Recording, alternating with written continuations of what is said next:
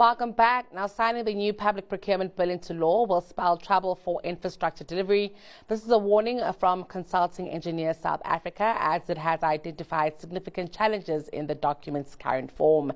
CEO of the body, Campbell, joins us with more detail on the deficiencies and how it's likely to impact infrastructure development moving forward. Chris, thank you for your time, and good afternoon to you.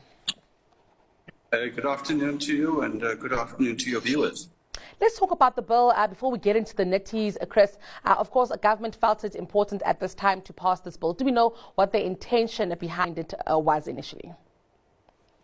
Look, I mean, the intention of the bill is noble. It seeks to bring together all of procurement which currently exists in various bits of legislation, MFMA, PFMA, and various regulations and instructions from National Treasury. So the objectives, and by the way, it also seeks to incorporate preferential. The issue we raise as Consulting Engineers South Africa is whether, in the form that it currently is, and in the process that has been adopted up to now, whether we are actually going to get moving, or we're going to find ourselves, after it being signed off, faced with court challenges which take us nowhere. Let's talk about some of the issues that are rising there, Chris. As the document stands today, what are we most concerned about? So, first of all, the level of consultation. There is sufficient evidence that came from a previous committee, not the NCOP, but the committee prior to that, where apparently at least 63% of the input and comments had not been factored into the review. Now, whether those comments are valid, make sense, Treasury has an obligation to have reviewed all of them. And we're mindful of current ruling by the Constitutional Court in the SAN traditional leaders case last year, which after being signed off, even by the presidency, had to be retracted because of exactly that reason, the lack of completeness of factoring in the comments from the public.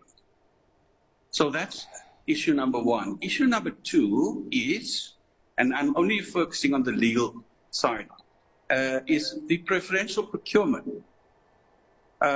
Firstly, the version that's being currently tabled, we believe that it's quite different from that one which went through the NEDLAC process. And the other point around that is, when you look at the contents itself, it does not go anywhere near being interpreted as a framework. It's too prescriptive in areas, and that was exactly the reason why there was the court challenge to the previous version, which was ruled against by the Constitutional Court. So here we are in the case of wanting to go forward, but exactly, I think we're going to run aground. So that's, it's not an anti any of these aspects. It's really a case of, can we do this properly so that we can move forward and not try and rush it, only to find ourselves running aground just as soon as we think we're getting started. I got you there, Chris. I'm actually keen to find out where the bill is sitting right now. Is it on the president's desk, waiting a signature? Is it with the National Council of Provinces? Where does the bill sit? Where is it being considered at this point? At the moment, it's sitting at the National Council of Provinces. They had a first round of consultations, presentations last week. They will be having another session this week on Friday. They will, because I think the numbers of parties wanting to give input was too overwhelming for them to compress it into one sitting.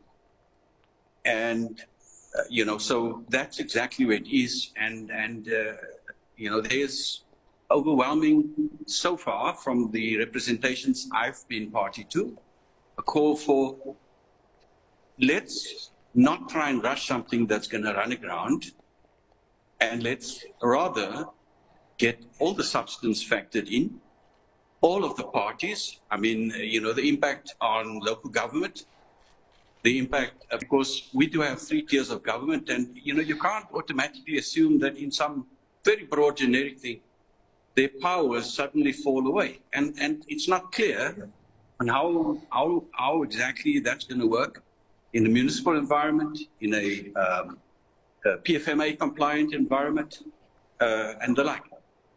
So, it would be probably wise to consider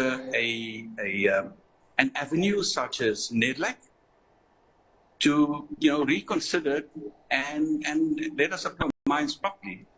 Also, if I may add, why I'm advocating for that is from 2020 to 2022, National Treasury had this bill in their possession. At NEDLAC, we had to rush through a 6-month process. And at the moment, it seems like it's still being just rushed through. And we are not mindful of, are we actually going to get to the stated objective, or at least start on that path? Because there's a lot of work still to come in form of regulations that give life to the operational activities that should be espoused in this bill. I must ask you, Chris, yes, with that said, we are, of course, waiting for it to go through the NCOP. Are you speaking to government at this point? And should we see it, get all the way to the president's desk and we should see him sign it through? Are we expecting more litigation here?